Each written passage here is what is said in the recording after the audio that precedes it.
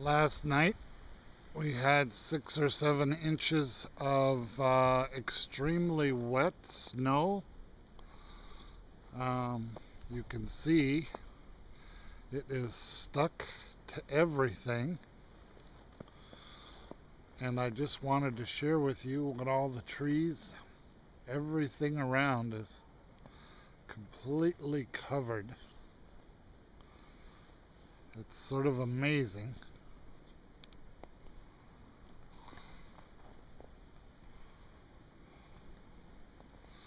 As you take a look around the neighborhood, every tree that you can see is completely encased, along with all the power lines.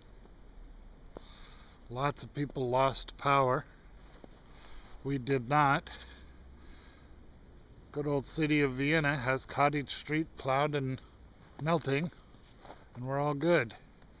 The bamboo won't be getting straightened up for some time, is my guess. So there you go.